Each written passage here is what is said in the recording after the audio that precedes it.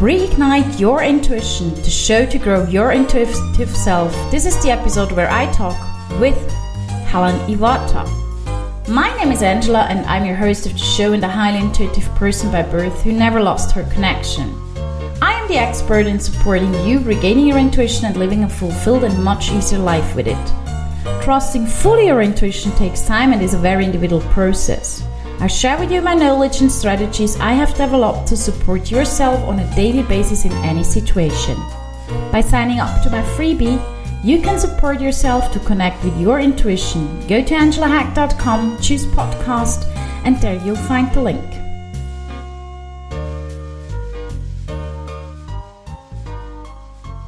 Hello everyone, I am very, very happy today in my podcast. I am welcoming Helen.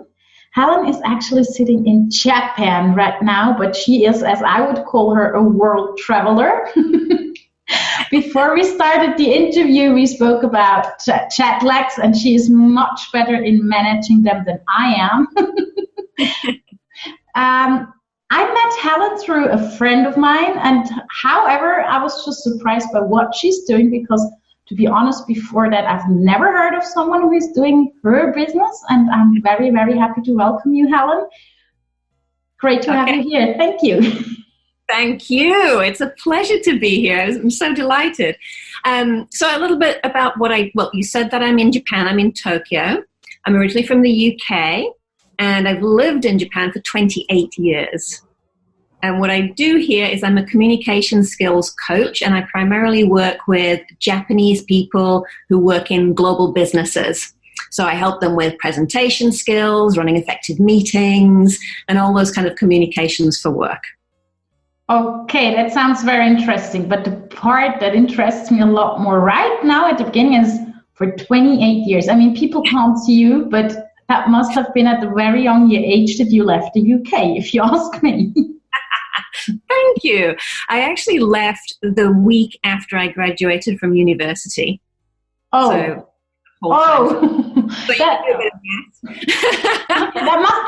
have been kind of something for your parents, you know? Bit of a shock. Yes. But how come that you went to Japan? I mean, most young people go to Australia or New Zealand or the US, but Japan? Right. Well, I was always, from a very young age, I was obsessed with foreign languages and foreign cultures. So I actually started learning French, I think, when I was about 7 years old. And then I moved schools and I was really disappointed because they didn't have French there. And so I kept looking for opportunities. And then I was able to learn French and then German. And then I started Spanish. So I was taking all of these. And when I went to university, I wanted to study something more exotic. And I ended up with Japanese as my subject. So I was studying German and Japanese at university. And then I was really fascinated with Japan and had the opportunity to visit in my second year of university, absolutely loved it, and decided, okay, when I graduate, I'm going straight back to Japan, maybe for a year or two. And 28 years later. Well, okay. So when you went to Japan, did you already start your own business or did you go to work? Oh, no. No, I started off, when I first came to Japan, it was part of a Japanese government-sponsored program, and I was originally teaching English in junior high schools here in Japan. I did that for a couple of years, and I worked in local government for a little while, started with working in other businesses, big corporations. So I've actually got about 20 years of corporate experience in Japan, which is why I'm able to do what I can do now, because I have the corporate background and I really, really understand what my clients are dealing with. That was just what I thought, because when you're really the expert in your field, you know, and that you have your own experiences and you have this multicultural blood in you, which I really love because I love languages too. I think that's super if you're able to understand a lot of other people because it makes you to understand other cultures better. So who is the client who is coming to you mainly? Like who's the client, your target client? So I would say, because that's interesting, because my target client and who's coming to me mainly, there's a little bit of a difference. I would say traditionally, and who's been coming to me mainly, and this is part of the Japanese culture, it's Japanese males working in big companies, big global companies. So they're kind of managers and above, or, C-suite executives who want to be coached in communication skills, especially they need to present themselves very well in English, or they need to facilitate global meetings. So that's been a big part of my career. But more recently, I'm working with women because I really want to support the women so much. So as well as my traditional work where I go into companies and work with them, I'm developing more online so that I can support more people, and mostly women, that way as well. I really like that. I really have at the moment, this whole gender discussion, I don't like too much, because we shouldn't fight. We should just live to support each other. And if the support of women is needed, then do it. That's how I see it, rather than fighting for things. It's just to support each other, no matter what the gender. But I totally understand what you mean. Like at the moment, it's more the females to be supported, as males kind of get another or a different respect or support, not in all the cultures, but in many cultures.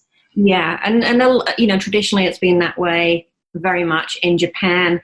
And it's great. You see, I think what I love most is seeing the change. Mm-hmm. And I see that in the guys, definitely. But I think it's bigger in the women. Like when they just really develop their confidence, and then they can go out and do great things, and they influence other people, which I absolutely love. Yeah, totally with you. I just can say, I agree, I'm on it. Yeah. Well, like for example, someone might listen to this podcast and be like, "But how is it if I would like to get some experience in how to deal with Japanese business people? Is it good to ask, or how do they have to get along? Like, what do they have to do? Because Japanese culture is still a very different culture to, for example, Europe. At least what we think." Yeah, it is. So it is a very different culture. At the same time, Japanese people are in business in general are very much used to non-Japanese coming in, and working with them. So you don't need to come to Japan. Like if you were coming to Japan on business, for example, you don't need to completely act like a Japanese person. It's, you're not Japanese, so it's fine that you don't do things exactly in the right way. Now, if you're Japanese and you're doing things in an impolite way, obviously people will look at you. But it's almost expected that you will make mistakes or do embarrassing things as a foreigner. And I've certainly done my fair share of embarrassing things over the years.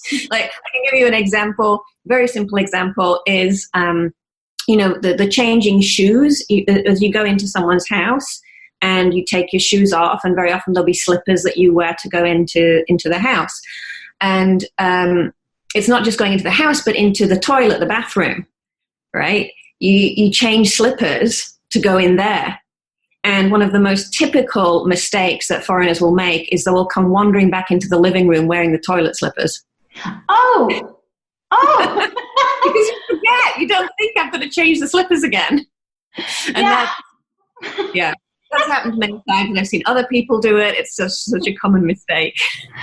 Yeah, but I think those things are funny to hear because, for example, as you know, I live in Switzerland, and we have a lot of tourists on certain parts, not all over, but in certain parts from Japan. And we're like, okay, that's different. We get it that they're different, but really, it looks strange to us sometimes. So when you hear these things, it's like, well, if they would enter our house, they, they don't know it either how to act. Yeah. And I think it goes back to communication, right? Because if you don't know how to act in Japan, ask people, and then, show that you're going to do your best to do that. And if you see somebody struggling in your culture, give them a bit of advice, just say, if you're interested, this is the way that we do this over here. Yeah, I really like that. With no sort of pressure on the person, no expectation, but just to help them to understand. I think this is really important, this the communication part. I remember I went to India when I was 16, and then there was this food on the table that I really couldn't stand to eat. And I really couldn't. It was nice, but it was just, I don't know why, I just didn't like it. And then I was like, what to do? And then I asked a lady that was very supportive, was like, do you mind to help me to get out of the situation? What can I do to not be rude? And she said, just say it's your religion. I'm like, what, my religion? She said, your religion doesn't allow you to eat that food. I'm like, okay. And I said, but my religion, it doesn't matter. It doesn't matter. This is what they accept. They know that you don't like it, so it's okay. Right, yeah. I just didn't want to be rude. And that's what I think, it's when you go to a different place, to a different culture, ask them. And I think it's fascinating, that everybody says English is an international language, and the in-between, like shaking hands, etc., is kind of like international standard, which it is not, in my opinion. Right. Depends on whatever, it can be religion, can be cultures, whatever, why it's not. But I really think what you're doing is so fascinating. And behind you, I actually see a book with Japanese letters. I can't read it. This is the book you wrote, right? That's your book. Right. Yeah. This is Eigo no Shigoto Jutsu. Okay. Can you say that slow, because I didn't get it even. Okay, so it's basically the book. It's kind of the it's actually really quite tricky to put into English, but it's kind of the art of communicating in English in a global business. It's really what it's about. Cool. And it's all about listening and questioning skills, giving presentations, being on conference calls, facilitating meetings, and dealing with conflict situations. And it's about English, but also just about communication in general, and understanding different perspectives, because that's really a lot that it's about. Many of my clients initially come to me saying, oh, my English is terrible, and this is why I'm having so much trouble communicating. And when I speak with them, actually their English is really quite good, but it's their mindset, and they're comparing themselves with other people that they see and think, oh, that person speaks really good English, that person speaks really good English, and then they don't have the confidence to speak up. So communication, really, it's about just speaking up, and it doesn't matter to make mistakes. It's fine. Yeah. It's not about being perfect. I mean, the point is, what I figured, when any language I learned, I just bubbled.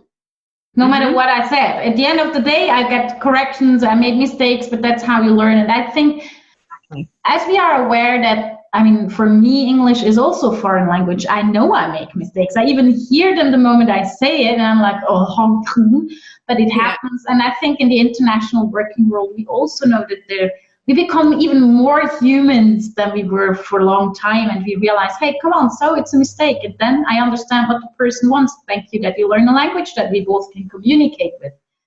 So I think it's really cool, that you support them, and it's very important that I have more the impression, like, of course you do speak very well English, but you're more like a supportive,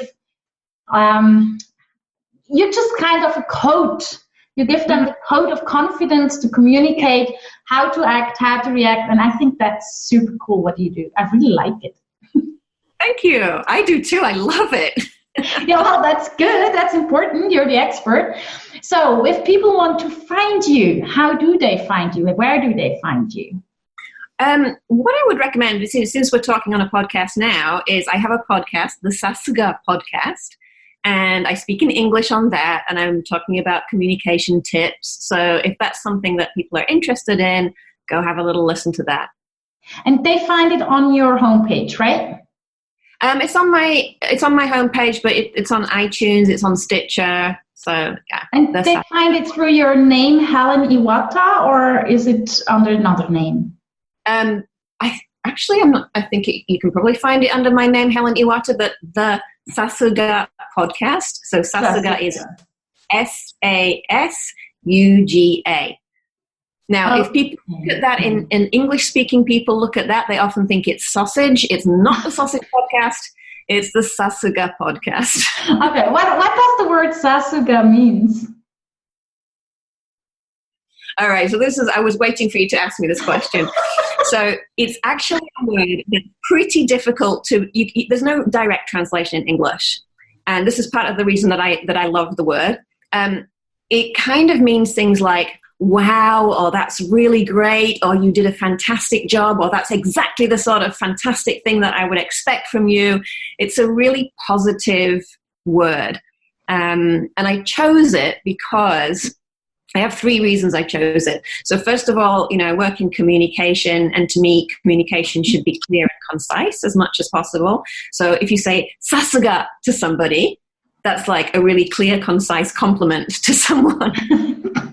I also believe that in communication, you make the other person feel good. That's part of my philosophy. And if you say "sasuga" to someone, that is a real compliment and the person feels good. And then the third reason that I chose it is when I started my business, as well as the communication skills training and coaching, I was also translating. I have a long history as a translator as well. And so I thought this is such a great word that shows the difficulty of translation, because you can't just, pop it into like machine. In fact, it'd be kind of interesting. I haven't looked lately what happens when you put it into machine translation and what it comes up with. Okay. Well, I like the word. I finally can, say one word to the kids. Yeah. That's cool. So people go and listen to our podcast. I already did so, or do so in future as well, because I'm a very, very, very noisy person. I like to learn new stuff. Mm-hmm. Thank you very much, Helen, for your time. It was great to have you here, and thank you so much. Maybe we meet one day in person, and then I can use the word "sasuga" when you explain me something. I was wondering as well, talking about "sasuga," because I can refer that to you as well in terms of how we met. Shall I share a little bit about that story? Of course, yeah. Go ahead. Because I think it's good for you to good for listeners to know a little bit about your "sasuga," your wonderful talents, right? So for the listener, there was a situation in the UK. I was in the UK, and my husband had been over visiting, and he was going back to Japan. And after he left my parents' home, I didn't hear anything from him for 3 days. And I was like, oh my goodness, what's happened? And I had no way to get in touch with him. He wasn't answering his phone. And, our Japanese phones don't work in the UK. So he would have to be in a Wi-Fi place to respond. But there was nothing. And so I contacted a friend, and this friend put me in touch with Angela. And then I said, oh, yeah, I'm not really sure about my husband. Do you have any thoughts? And Angela's like, I think he's okay. Yeah, I'm pretty sure he's okay. It's like, oh, okay, good. So the intuition coming through. And then you said, I have the impression that his head is a little bubbly. I said, yeah, it could be. You said, is there anything on his mind? I said, well, I think maybe he's wondering about our daughter going to university next year. And then you said, okay, well, he's fine. He'll contact you. And it was just after that call that he contacted me. I was so amazed. And then I found out that he had been visiting universities in London. And that's why he hadn't been in touch. Oh, wow, I didn't know that. Okay, thank you very much for that. So your intuition, that was "sasuga." It was so spot on. Thank you very much for that. But we have to keep sure that they contact you, not only me. And thank you for that feedback on a podcast. Thanks God, it's podcast, my ears and everything is red now. So Helen, I wish you all the best. Thank you so much. And I really hope we meet one day in person. Yes, definitely. All right. Thank you.